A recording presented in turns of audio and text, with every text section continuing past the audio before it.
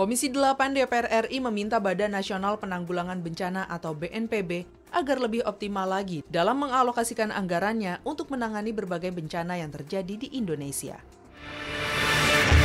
Komisi 10 DPR RI meminta masyarakat tetap menerapkan protokol kesehatan COVID-19 saat berolahraga di area publik. Komisi 10 berpesan masyarakat harus tetap sehat namun tetap peduli sekitar. Wakil Ketua DPR RI Sufmi Dasko memastikan DPR RI segera mengagendakan pengambilan keputusan tingkat 2 untuk mengesahkan Perpu Pilkada.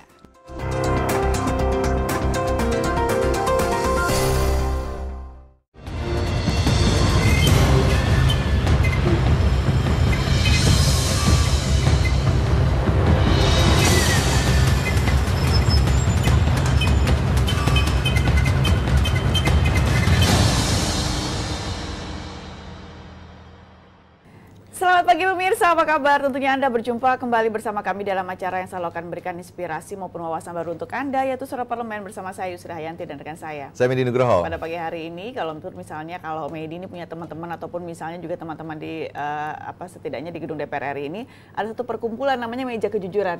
Ya kan, saya sampai sering sekali pemirsa untuk mendengarkan setiap paginya Meja Kejujuran ini berbicara tentang apa aja sih. Tapi kalau misalnya pada pagi hari ini bicara tentang apa? Ya, untuk ngopi pagi atau setiap harinya ngopi ya sama teman-teman. Ngobrol sana sini, diskusi ya. Kalau anggota DPR ini kan diskusi politik dengan para partner kerjanya. Kalau pagi-pagi kan teman-teman selalu bicara apa sih yang lagi heboh hari ini. Tapi kalau hari ini mungkin tadi bicara masalah SIM. Banyak sekali ini pembuatan SIM agak-agak susah ya.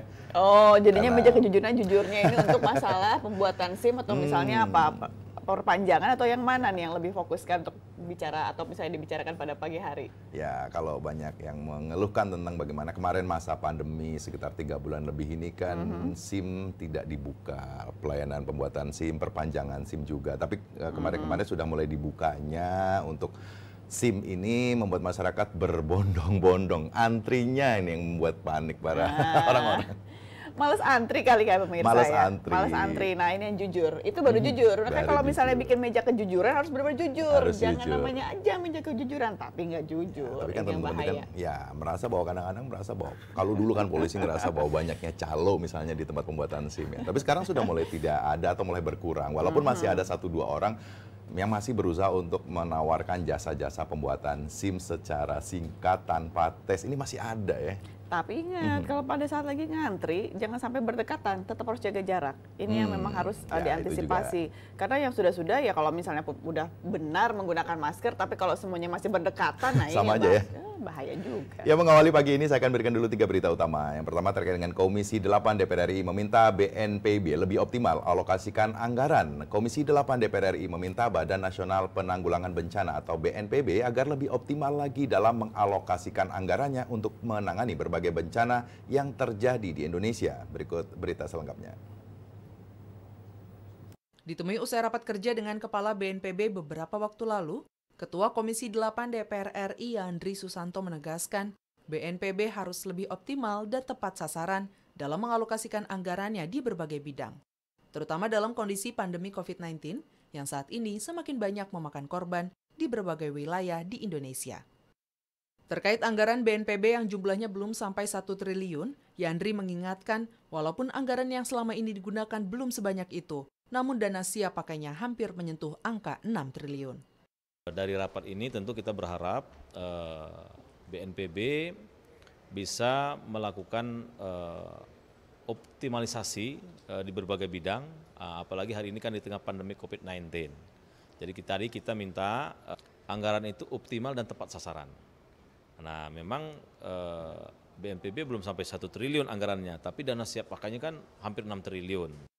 Yandri menambahkan dengan keterbatasan anggaran yang dimiliki BNPB, lembaga tersebut harus memiliki kejelian perhitungan terkait penanggulangan bencana yang menurut laporan dari Kepala BNPB sendiri selalu bertambah setiap tahunnya. Oleh karena itu, perlu kejelian untuk menanggulangi berbagai bencana di Indonesia yang menurut laporan Pak Doni tadi, dari sisi kualitatif dan kuantitatifnya selalu bertambah dari tahun ke tahun. Maka kita ingin minta, karena badan ini tanggung jawabnya sangat strategis dan besar, terus berjibaku untuk memastikan bahwa tindakannya itu benar dan tepat sasaran dengan keterbatasan dana yang ada. Ila dan Kiki, TVR Parlemen melaporkan. Ketua Komisi 8 DPR Yandri Susanto menegaskan bahwa BNPB harus lebih optimal dan tepat sasaran dalam mengalokasikan anggarannya di berbagai bidang, terutama dalam kondisi pandemi COVID-19 yang saat ini semakin banyak memakan korban di berbagai wilayah di Indonesia. Ya, kalaupun misalnya memang untuk bisa memaksimalkan alokasi anggaran yang memang sudah disiapkan oleh pemerintah, memang ini harus dikaji kembali. Setidaknya butuh beberapa evaluasi untuk penanganan ataupun misalnya pengalokasian anggaran. Apalagi di Indonesia ini kita masih dalam masa pandemi diakibatkan virus COVID-19 yang terus melakukan penularan secara masif ya di Indonesia. Tidak terkecuali juga masih ada beberapa zona hijau di beberapa daerah di Indonesia. Ya, kemudian di berita kedua terkait dengan DPR mengatakan bijak berolahraga saat pandemi. Komisi 10 DPR RI meminta masyarakat tetap menerapkan protokol kesehatan COVID-19 saat berolahraga di area publik. Komisi 10 berpesan masyarakat harus tetap sehat, namun tetap peduli sekitar. Berikut berita selengkapnya. Ditemui di Gedung Nusantara 1 Kompleks Parlemen Senayan baru-baru ini, anggota Komisi 10 DPR RI Rano Karno mengungkapkan, DPR memahami masyarakat mulai dilanda kebosanan harus berdiam di rumah selama masa pandemi COVID-19. Untuk itu di masa PSBB transisi ini dan area publik mulai dibuka kembali, Rano Karno memahami antusiasme masyarakat untuk berolahraga di luar rumah. Ia berpesan masyarakat harus tetap mematuhi protokol kesehatan untuk menurunkan persebaran COVID-19. Olahraga bisa juga dilakukan tidak pada kerumunan. Ya kita stretching sendiri, itu kan untuk meningkatkan imun. Karena yang saya baca dari ya new normal ini salah satu adalah mempertahankan kesehatan. Kesehatan tuh memang ada sarana, ke gym bisa segala macam. Tapi juga sebetulnya bisa jalan kaki atau lari sekeliling komplek. Ditemui secara terpisah, anggota Komisi 10 DPR RI Mujib Rohmat menambahkan, masyarakat harus bijak dalam memutuskan berolahraga secara kelompok. Mujib berharap masyarakat tidak hanya memperhatikan kesehatan diri sendiri, tetapi juga orang lain di sekitarnya. Mujib mengingatkan pemerintah juga masih berjuang menyelesaikan pandemi dan melindungi masyarakat, maka jangan sampai usaha pemerintah kembali ke titik nol. Kondisi saat ini kita mesti mengikuti maklumat atau anjuran baik dari pemerintah maupun dari tokoh-tokoh masyarakat, dan kalau di dalam Islam itu ada anjuran maklumat dari MUI. Nah ini saya kira perlu diikuti. Kenapa? Karena ini dalam rangka keselamatan kita sekalian. Amita dan Julian, TVR Parlemen melaporkan. Anggota Komisi 10 DPR RI Rano Karno mengungkapkan bahwa DPR RI memahami atau masyarakat yang mulai dilanda kebosanan harus berdiam diri di rumah selama masa pandemi. Untuk itu, pada masa PSBB transisi ini, di area publik mulai dibuka kembali. Rano Karno memahami antusiasme masyarakat untuk berolahraga di luar rumah. Dan Rano juga berpesan, masyarakat harus tetap mematuhi protokol kesehatan untuk menurunkan persebaran COVID-19. Kalaupun misalnya melihat bijak olahraga sekarang ini, harus juga melihat dengan kondisi yang ada. Kalau dilihat juga semuanya sepertinya lagi demam sepeda. Ya, olahraga demam sepeda, semuanya bersepeda. Tapi kalau misalnya melihat dari waktu beberapa waktu lalu untuk misalnya CFD di Jakarta, ternyata pada saat dilakukan rapid test secara massal, akhirnya ada beberapa orang yang reaktif. Nah, tetap saja ini kan tidak ada yang menjamin bahwa kalau misalnya PSBB transisi ini juga sebenarnya sudah tidak apa-apa, walaupun misalnya harus tetap dengan protokol kesehatan. Tapi jangan lupa pemirsa bahwa penularan juga terus terjadi. Tetap harus mematuhi walaupun area publik sudah mulai dibuka, baik itu mal, pertokoan, pasar, ataupun di publik seperti di Gelora Bung Karno ini. Betul. Jaga jarak. Kemudian di berita ketiga terkait dengan DPR RI akan segera sahkan Perpu Pilkada. Wakil Ketua DPR RI Sumi Dasko memastikan bahwa DPR akan segera mengagendakan pengambilan keputusan tingkat 2 untuk mengesahkan Perpu Pilkada. Berikut berita selengkapnya. Wakil Ketua DPR RI Sufmi Dasko memastikan DPR RI segera mengagendakan pengambilan keputusan tingkat 2 untuk mengesahkan Perpu Pilkada. Ditemui di Gedung Nusantara 3 DPR RI Jakarta, Sufmi Dasko mengatakan Komisi 2 DPR RI bersama pemerintah telah menyetujui Perpu nomor 2 tahun 2020 tentang pemilihan gubernur, bupati, dan wali kota ataupun Perpu Pilkada untuk dibawa ke rapat paripurna DPR RI. Perpu yang ditandatangani Presiden Joko Widodo pada 4 Mei 2020 itu menunda pelaksanaan Pilkada serentak 2020 yang semula 23 September menjadi Desember akibat COVID-19. Kemudian DPR dan pemerintah sepakat Pilkada serentak 2020 berlangsung pada 9 Desember mendatang. Dan telah diambil keputusan menyetujui Perpu tersebut, artinya sudah ada keputusan tingkat 1 yang diambil kemarin. Dan selanjutnya hasil keputusan rapat kerja komisi dengan pemerintah, Komisi 2, itu akan dibawa ke tingkat 2. Wakil Ketua DPR RI Sufmi Dasko menambahkan, pengesahan Perpu Pilkada pada rapat paripurna DPR RI tentu ditetapkan berdasarkan mekanisme yang berlaku di DPR RI. Dasko berharap pelaksanaan Pilkada serentak 2020 tidak terhambat karena persoalan anggaran. Yang mana agenda paripurnanya insya Allah akan segera kita jadwalkan mengikuti mekanisme dan tata tertib di DPR. Insya Allah nggak terlalu lama lagi. Zikri dan Denus, TVR Parlemen melaporkan. Sufmi Dasko mengatakan bahwa Komisi 2 DPR RI bersama pemerintah telah menyetujui Perpu nomor 2 tahun 2020 tentang pemilihan gubernur, bupati, dan wali kota atau Perpu Pilkada untuk dibawa ke rapat paripurna DPR. Perpu yang ditandatangani Presiden Joko Widodo pada tanggal 4 Mei 2020 itu menunda pelaksanaan Pilkada serentak tahun 2020 yang semula pada tanggal 23 September menjadi Desember akibat COVID-19. Kemudian DPR dan pemerintah sepakat Pilkada serentak 2020 berlangsung pada 9 Desember mendatang.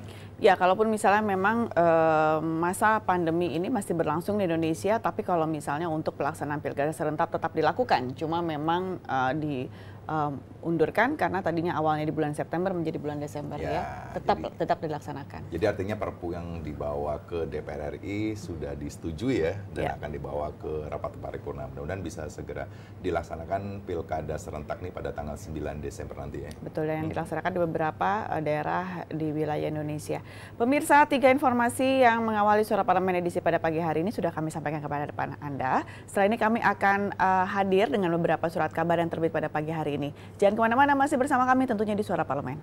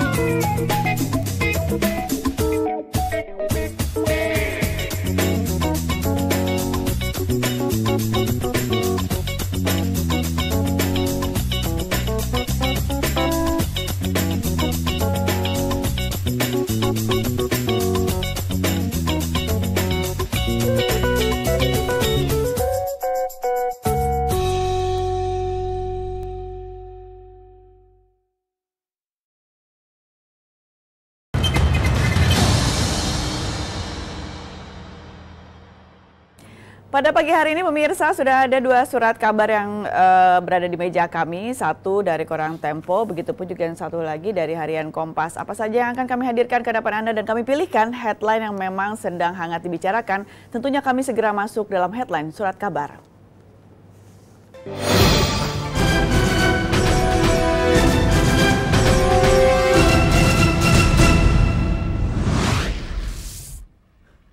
Headline surat kabar yang pertama saya akan bacakan di koran Tempo. Australia menutup Melbourne akibat kelonjakan COVID-19. Pemerintah negara bagian Victoria, Australia menutup kota Melbourne untuk atau terhitung mulai hari ini hingga 6 pekan ke depan. Tindakan ini dilakukan untuk mengendalikan jumlah kasus COVID-19 yang kembali melonjak di kota terbesar di Australia itu.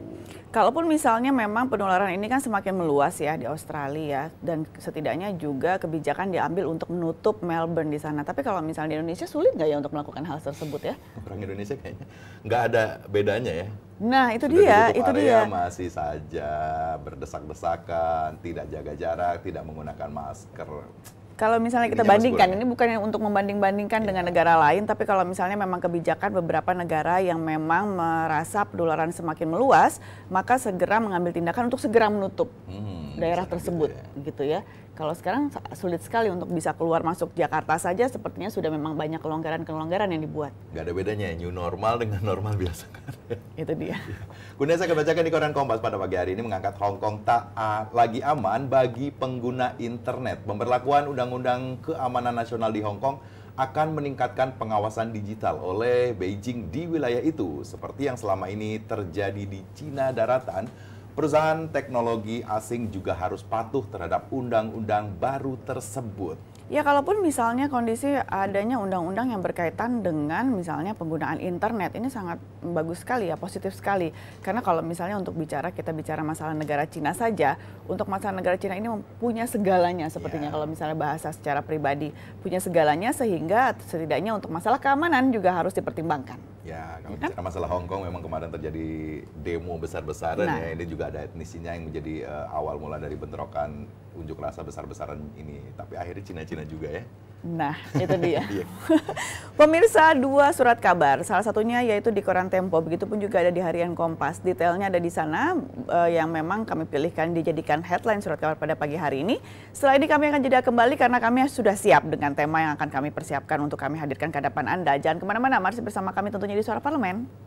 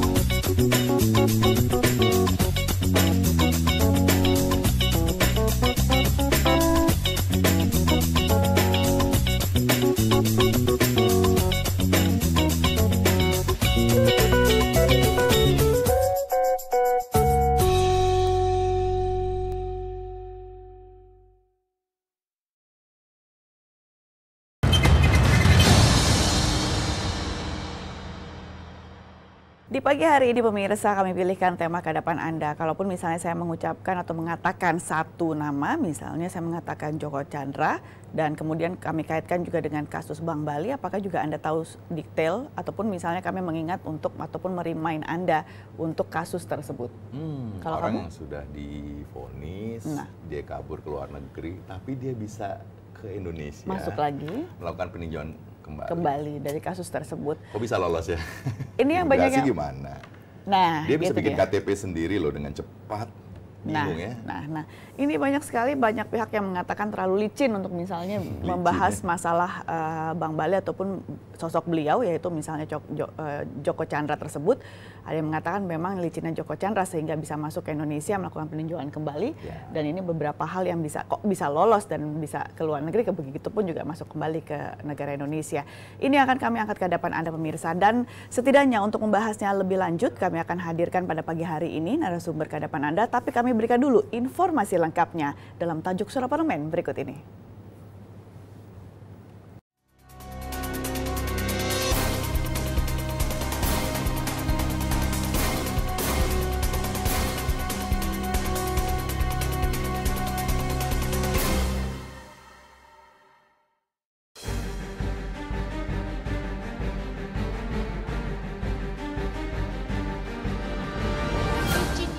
Joko S. Chandra. Kasus Joko Chandra ramai diperbincangkan setelah keberadaannya diketahui di Indonesia. Informasinya yang lebih menyakitkan hati rakyat, koruptor Bank Bali itu sudah 3 bulan ada di Indonesia. Dan baru sekarang terbukanya. Oleh karenanya, DPR meminta Jaksa Agung untuk segera menangkap buronan kelas kakap tersebut. Joko Chandra merupakan satu dari sejumlah nama besar yang terlibat dalam kasus korupsi pengalihan hak tagih Bank Bali. Padahal dalam dakwaan primer, Joko didakwa telah melakukan tindakan pidana korupsi berkaitan dengan pencairan tagihan Bank Bali melalui sesi yang merugikan negara 940 miliar. Joko terbukti secara sah dan meyakinkan bersalah melakukan tindakan pidana korupsi dalam perkara pengalihan hak tagih piutang Bank Bali. MA juga memerintahkan dana yang disimpan dalam rekening dana penampungan Bank Bali sebesar 546 miliar dirampas untuk negara. Sidang peninjauan kembali diketuai oleh Joko Sarwoko dengan anggota Komariah Esa Parjaya, Mansur Kertayasa, Imadetara, dan Suwardi. Sebelum ditangkap, Joko Chandra kabur ke luar negeri. Keberadaan Joko diketahui melarikan diri ke Papua Nugini sebelum dieksekusi. Kaburnya Joko sebelum dieksekusi diduga karena bocornya putusan peninjauan kembali oleh MA. Ketua MA Harifin A. Tumpah mengakui kemungkinan bocornya informasi putusan tersebut. Namun informasi yang dibocorkan belum tentu akurat. Harifin menyatakan tidak mungkin bocoran informasi itu berasal dari majelis hakim yang menangani peninjauan kembali Joko Chandra. Pada 2012, Joko diketahui telah berpindah kewarganegaraan menjadi warga Papua Nugini. Joko S. Chandra berada di luar negeri dan pindah kewarganegaraan. Tentu akan ditindaklanjuti proses meminta pertanggungjawaban yang bersangkutan terkait dengan kasus yang sekarang dihadapinya. 8 tahun berlalu, tiba-tiba Joko S. Chandra mengajukan PK sendiri. Padahal dirinya masih diburu polisi dan kejaksaan untuk dieksekusi. Sepertinya Joko mempermainkan aparat Indonesia. Hal ini dibuktikan dengan mudahnya dia membuat KTP elektronik dan juga bebas berkeliaran selama 3 bulan di Jakarta. Padahal aparat yang dihubunginya tahu bahwa Joko adalah buronan. Begitupun pengacara yang mendampingi. Haruskah kasus ini bebas begitu saja atau diusut secara tuntas?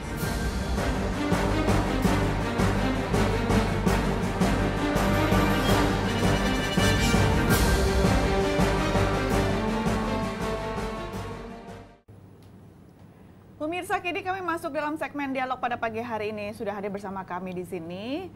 Bilangnya apa? Seharusnya nggak panggil Bapak ya, Kakak. Masih muda ya? Masih sangat muda.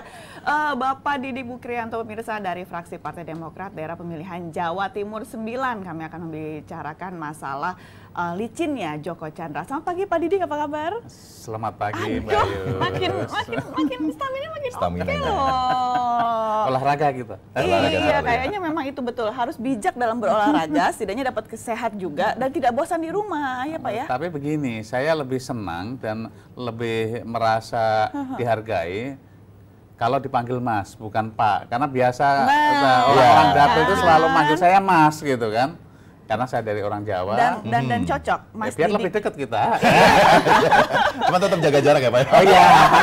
Iya, Pak, kalaupun misalnya pada pagi hari ini kita beda, kita bicara sama yang licin-licin. Nah, pada pagi hari ini kalau bicara masalah licinnya Joko Chandra, melihat dengan kondisi yang terjadi, nah bisa masuk lagi ke Indonesia dengan kondisi saat ini, apakah memanfaatkan masa pandemi ini? Bapak melihat seperti apa? Ya, kalau bicara yang licin-licin, memang bisa kita simpulkan Joko Chandra ini seperti belut dioliin gitu. Bisa bayangin setelah sudah belut itu licinnya kayak apa, dikasih oli pula gitu.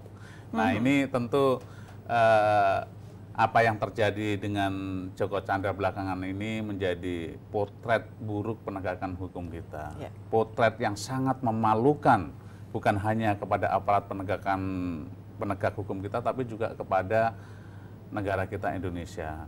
Bagaimana mungkin kemudian aparat penegak hukum kita kalah dengan penjahat, apalagi negara yang hegemoninya tidak boleh kalah dengan segala bentuk kejahatan. Terbukti hari ini, mohon maaf, setidak-tidaknya Joko Chandra membuktikan bahwa dia bisa mengelabuhi negara. Sebagai seorang buronan, sebagai seorang terpidana, Joko Chandra bisa memperdaya seluruh aparat penegak hukum kita, termasuk aparat negara, bahkan institusi negara sendiri. Itu dalam kacamata yang bisa saya potret. Namun hal pertama yang ingin saya sampaikan, tentu hal pertama ini adalah tantangan dan challengers buat khususnya Jaksa Agung, di mana Joko Chandra sebagai terpidana dalam kasus sesi Bank Bali yang buron sejak 2009, hari ini belakangan ini ternyata dengan sungguh mengejutkan, Joko Chandra hidup di Indonesia, tinggal di Indonesia. Bahkan bisa bayangkan juga Joko Chandra datang ke Pengadilan Negeri Jakarta Selatan untuk mendaftarkan PK-nya. Nah, ini tantangan buat Kejaksaan Agung, buat Kejagung, buat Pak Jaksa Agung, mampu atau tidak menangkap Joko Chandra ini. Namun ini sekaligus juga tentu evaluasi mendalam, bukan hanya terhadap Jaksa Agung, tapi koordinasi lintas lembaga, baik di aparat penegak hukum maupun di kelembagaan lain. Bagaimana kemudian koordinasi ini tidak terjadi dengan rapi, karena terbukti kita tahu Joko Chandra ini satu sisi menyadari dirinya adalah buron, menyadari dirinya terpidana. Makanya mohon maaf dengan segala hormat, kalau kita merunut kepada persoalan awal ketika 2009, kemudian putusan Mahkamah Agung atau PK dari jaksa itu diputuskan Joko Chandra terkena pidana 2 tahun, tiba-tiba sehari setelah putusan itu Joko Chandra lari ke luar negeri. Yang ingin saya sampaikan adalah bahwa sedemikian licinnya Joko Chandra sehingga saya berpandangan tidak mungkin Joko Chandra tidak punya informasi yang cukup valid terkait dengan putusan itu. Artinya sedemikian cepat Joko Chandra menghilang dari konsekuensi hukum itu. Seandainya dia tidak mengetahui informasi lebih awal, pasti dia tidak akan bisa mengantisipasi lebih jauh.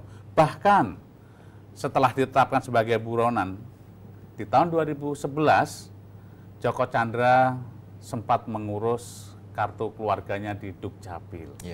Di Indonesia itu. Tapi Mas Didi, kalau kita lihat kan ini tidak hanya pada aparat penegak hukum, misalnya dari kejaksaan, dari kepolisian, atau bahkan dari misalnya keimigrasian. Tapi kita lihat malah justru misalnya informasinya Joko Chandra sempat membuat KTP di Jakarta, bahkan dengan waktu yang sangat singkat. Ini menjadi perbincangan bahwa masyarakat aja membuat KTP begitu lama. Nah, ini fenomena apa? Bahwa masyarakat tidak hanya dari aparat tingkat atas, tapi pada level bawah sekalipun begitu gampang dikelabui seperti ini. Iya, ini kan mafia tingkat tinggi gitu, bukan hanya mafia hukum ini. Ini bahkan raja dari raja mafia begitu. Seperti saya sampaikan sejak dari awal ketika kita bicara bagaimana dia lari sehari setelah vonis, kemudian pada saat buronan dia masuk ke Indonesia ngurus KTP tahun 2011, kemudian di 2020 kembali lagi dia ke Indonesia 3 bulan di sini mengurus KTP, merekam KTP, termasuk mendaftarkan PK padahal dia terpidana, maka ini adalah sungguh mafioso. Artinya apa?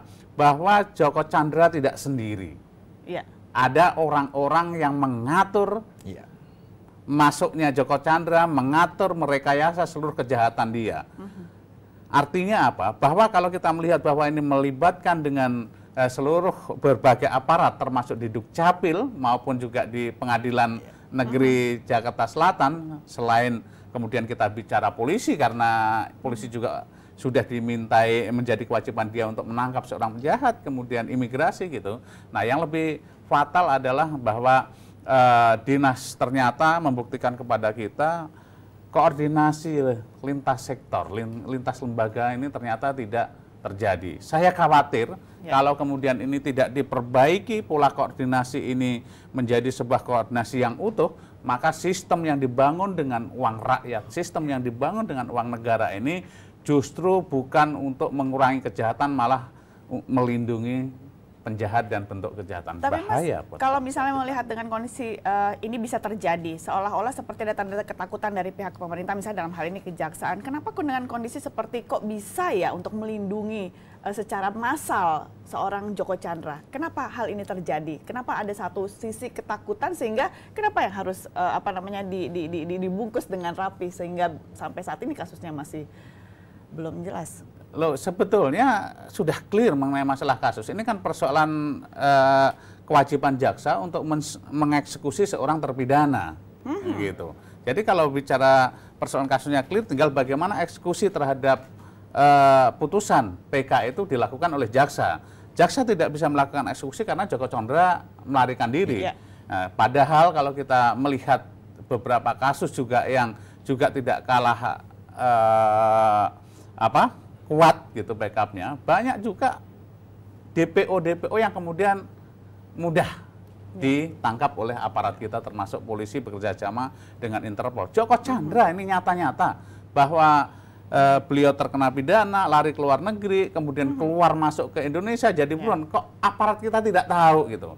Nah, boleh ataupun tidak bisa disalahkan kalau ada anggapan bahwa ini memang melibatkan beberapa orang termasuk oknum-oknum aparat kita melindungi Joko Chandra. Makanya sekarang ini ya ini hanya bicara waktu, semuanya sudah terbuka, bahkan fenomena atau dinamika yang ada bahwa Joko Chandra sudah berganti kewarganegaraan segala macam, ini kan menjadi semakin runtuhnya sistem alert warning ataupun mitigasi terhadap segala bentuk kejahatan. Ini sudah tidak lagi bicara kejahatan sesi, sudah kejahatan imigrasi, kejahatan perlindungan terhadap penjahat, kejahatan kewarganegaraan, sudah kompleks begitu. Nah, sekarang ini tinggal tugas kami di Komisi 3 sebagai pengawas para penegak hukum, kami ingin memastikan bahwa ke depan tidak akan terjadi hal-hal serupa, dan sekarang kita harus pastikan bahwa kinerja baik mengenai SDM dan apalagi sistemnya yang dibiayai dengan uang negara sedemikian besar, jangan sampai ramah terhadap kejahatan, apalagi nyata-nyata dimanfaatkan untuk melindungi kejahatan. Padahal hakikatnya harusnya seluruh pelayanan termasuk infrastruktur yang ada yang menggunakan uang negara itu untuk melindungi rakyatnya, melindungi negara dari bentuk segala kejahatan. Kalau ini kemudian tidak kita dalami lebih lanjut, ke depan kalau ada terorisme dalam bentuk lain yang berlindung di bawah sistem kita, apa jadinya dengan negara kita? Mas Didi, kita harus jeda terlebih dahulu. Pemirsa, Anda jangan kemana-mana karena perbincangan ini akan kami lanjutkan setelah jeda berikut ini. Masih bersama kami ya, tentunya di Suara Parlemen.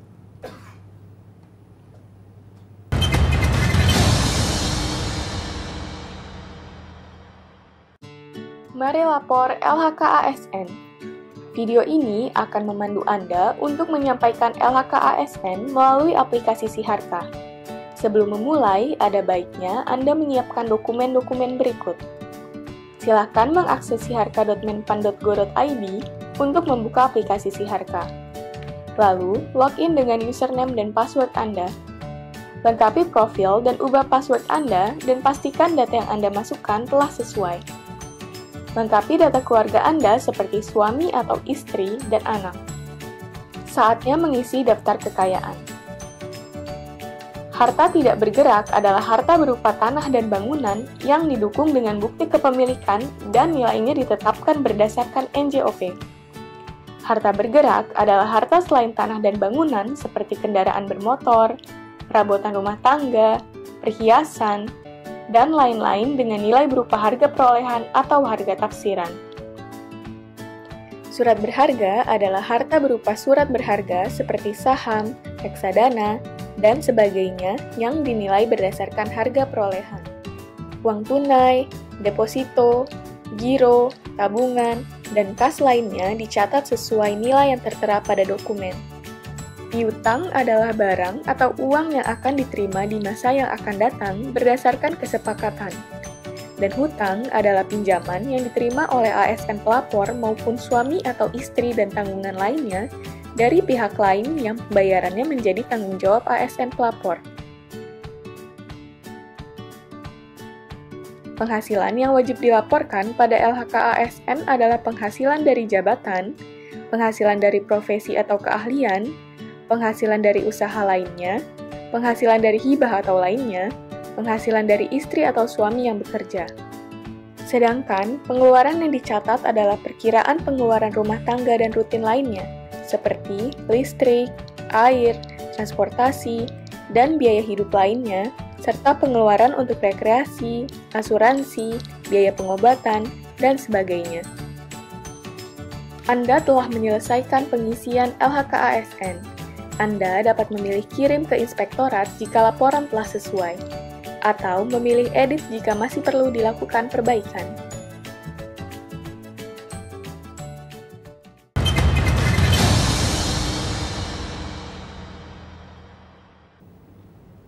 Anda masih bersama kami di Suara Parlemen. Mas Didi, ini agak menarik juga. Kalau bicara masalah presiden kan seharusnya presiden memang tidak boleh mengintervensi hukum di Indonesia. Tapi apa yang harus dilakukan pemerintah terkait dengan oknum-oknum aparat yang bermain di sini nih, melihat fenomena hukum sudah mulai menipis, tidak ada kepercayaan publik lagi? Ya, tentu yang harus kita pahami dan harus kita yakini dan harus kita sadarkan publik bahwa perjalanan hukum tidak boleh diintervensi oleh siapapun termasuk presiden ketika hukum itu berproses. Namun tentu juga harus diterjemahkan lain bagaimana political will seorang pemimpin untuk mendukung penegakan hukum. Bagaimana support dan dukungan dari kepala negara yang menunjukkan bukan hanya sikap, gestur ataupun verbal, tapi keseriusan secara nyata yang dirasakan oleh publik bahwa pemimpin kita ini tidak mentolerir terhadap setiap kejahatan, terhadap setiap pelanggaran-pelanggaran ataupun korupsi. Itu akan memberikan energi yang sangat besar, baik kepada masyarakat, termasuk kepada aparat penegak hukum kita. Nah, sikap inilah yang tentunya saat sekarang dibutuhkan oleh negara kita. Melihat bagaimana licinnya Joko Chandra, melihat potensi adanya keterlibatan ataupun kesengajaan oknum-oknum aparat kita bekerja sama atau dikondisikan dengan Joko Chandra ini, maka sudah saatnya Presiden harus mendukung atau mensupport penegakan hukum ini agar hukum ditegakkan setegak-tegaknya, agar Joko Chandra segera bisa ditangkap sesuai mekanisme hukum yang ada. Bagaimana caranya? Tentu dalam konteks kelembagaan seperti Dinas Dukcapil itu di bawah Presiden. Kemenkumham di mana infrastruktur dan tugas penegakan hukum di bidang imigrasi ataupun keimigrasian ada di bawah Presiden. Kepolisian dalam satu sisi dalam kerangka tugas dan kewajibannya juga di bawah Presiden. Kejaksaan juga di bawah Presiden. Sepanjang Presiden tidak mengintervensi proses peradilannya, sepanjang Presiden memperkuat atau mendukung seluruh apa yang dibutuhkan dalam penegakan hukum, maka tidak bisa dikatakan Presiden melakukan intervensi. Dan ini wajib dilakukan karena negara kita di saat sekarang ini potret hukum sungguh didamba-dambakan oleh masyarakat kecil. Jangan sampai kemudian masyarakat kecil berpikir kembali bahwa hukum ini hanya tegak kepada masyarakat kecil. Hukum tajam ke bawah tapi selalu tumpul kepada atas ke pemilik modal gitu. Nah, sekarang ini negara dan hukum diciptakan untuk siapa? Untuk melindungi siapa? Apakah melindungi rakyat, melindungi pembayar pajak yang taat, melindungi warga negara yang taat hukum, atau melindungi penjahat yang nyata-nyata merugikan masyarakat dan negara kita. Dengan melihat kondisi seperti ini, Komisi 3 DPR RI dari fungsi pengawasan sendiri untuk memastikan, tadi Bapak di segmen sebelumnya Mas mengatakan untuk memastikannya Komisi 3 akan melakukan ataupun misalnya rapat kerja mungkin dengan Kejaksaan Agung atau apa yang akan dilakukan oleh Komisi 3 DPR RI? Ya, tentu kami sangat concern ya terkait dengan persoalan ini karena ini betul-betul potret yang sangat memalukan dan mengenaskan dalam penegakan hukum kita, dan lebih dalam daripada itu bahwa negara dipermainkan oleh seorang penjahat. Ini kan hal yang sangat fundamental gitu. Jangan sampai kemudian menganggap bahwa negara kita ini bisa diatur seenaknya oleh segelintir orang, apalagi memang nyata-nyata orang yang berbuat jahat gitu. Nah, untuk itu tentu dalam konteks ini kami akan memastikan apa yang terjadi ini dalam ruang lingkup tugas kemitraan kita. Apakah kemitraan kita baik Kemenkumham, kepolisian, kejaksaan sudah melakukan tugas sebagaimana yang diamanatkan oleh undang-undang. Pertanyaannya adalah kalau sudah melakukan tugas yang dilakukan undang-undang, sudah sekian lama Joko Chandra DPO, sudah sekian lama Joko Chandra tidak bisa dieksekusi dari 2009. Yang lebih menyakitkan lagi adalah ketika periode waktu itu, mulai dari 2009 lari, 2011 Joko Chandra masuk ke Indonesia ngurus KTP, kartu keluarga tepatnya. Kemudian di 2020 Joko Chandra mengurus lagi perekaman EKTP, membuat KTP baru, kemudian juga mendaftarkan PK. Ini sungguh mengenaskan, apalagi kemudian kita tahu bahwa kemudian belakangan kita dengar Joko Chandra bukan warga negara Indonesia lagi, sudah warga negara Papua Nugini. Bagaimana mungkin dia punya paspor Papua Nugini kemudian ngurus KTP di Indonesia? Ini sungguh carut marut koordinasi kelembagaan kita. Kalau itu kemudian ditujukan untuk kepentingan terorisme, bisa bayangkan apa yang akan terjadi dengan negara. Makanya kami ingin memastikan bahwa aparat penegak hukum kita ini bisa mengurai persoalan ini. Dan kami juga ingin mendalami, jangan sampai ada satupun oknum aparat penegak hukum yang terlibat. Kalaupun itu ada oknum yang terbukti terlibat, maka harus dikasih sanksi seberat-beratnya. Ya. Saya yakin dengan kasus Joko Chandra masih banyak lagi DPO, bahkan misalnya dari terpidana-terpidana yang lari ke luar negeri misalnya belum tertangkap hingga saat ini. Artinya apa yang paling utama dilakukan oleh mungkin Kemenkumham, kepolisian, Interpol misalnya terkait DPO yang masih belum tertangkap saat ini? Ya, DPO khususnya DPO yang menyangkut terkait dengan koruptor atau korupsi dari KPK masih banyak yang belum tertangkap, dan bukan melibatkan waktu yang pendek, tapi sudah cukup lama juga masih belum juga tertangkap. Nah, di sisi lain gitu, kalau kita mendengar kasak-kusuk yang ada di masyarakat, kita mendengar ada di masyarakat bahwa keberadaan DP itu konon ceritanya ada di sini, ada di situ gitu. Tapi saya meyakini bahwa dengan kecanggihan teknologi, kemampuan jejaring aparat kita harusnya dengan mudah DPO itu ditemukan. Apalagi contoh-contoh kasus juga sudah banyak, bahwa banyak DPO kelas kakap, banyak penjahat-penjahat yang luar biasa backupnya, tapi mudah kok ditemukan. Sekarang tinggal political will-nya. Political will dari penegak hukum, political dari pemimpin kita ini seperti apa gitu. Jangan-jangan kemudian kenapa mereka tidak tertangkap, karena ada hal-hal yang lain yang membahayakan tanda kutip gitu, oknum-oknum yang bermain di situ. Jangan-jangan orang DPO tersebut dengan kapasitas modal atau uang yang sangat besar bisa mengatur oknum-oknum kita di sini untuk pergerakan mereka. Seperti yang kita tahu, nggak mungkin lah Joko Chandra kemudian lari leluasa ke Indonesia kalau nggak diatur lebih dulu oleh orang-orang di belakang mereka, termasuk oknum-oknum kita. Bagaimana mungkin seorang Joko Chandra kemudian ngurus KTP kalau dia nggak merasa aman, bisa ditangkap? Bagaimana mungkin Joko Chandra mau ngurus PK, padahal dia udah ketahuan penjahat kalau nggak merasa aman? Nah, inilah bobroknya, salah satu potret bobroknya proses penegakan hukum kita. Tapi saya sekarang ini belum mau berprasangka buruk bahwa ada siapa oknum yang terlibat, tapi indikasi-indikasi itu sudah nyata sekali gitu. Maka inilah yang akan kita bongkar agar betul-betul infrastruktur penegakan hukum kita ini bukan tempat perlindungan buat penjahat. Sepertinya memang masih jadi PR besar pemerintah untuk bisa melakukan hal tersebut ya, Mas Didik.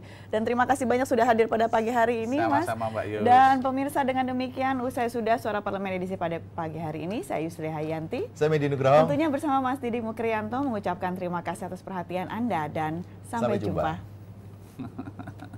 Mas Didik. Thank you, Mbak Yus. Cukup sudah ku katakan untuk sekian kali, aku sayang kamu.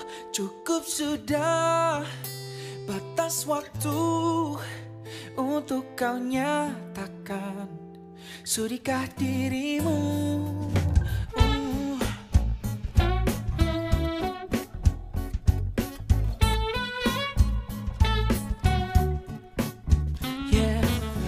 kau memang cantik dan juga lucu. Kau membuatku tidur tak tentu. 2 tahunku menutup buku, tiada yang lain, hanyalah dirimu. Cukup sudah ku katakan untuk sekian kali, aku sayang kamu. Cukup sudah, batas waktu untuk kau nyatakan. Sudikah dirimu untuk jadi kekasihku?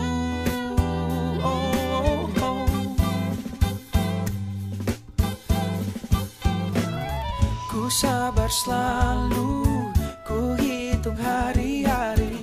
Kau yang tak tahu dan yang tak mau tahu.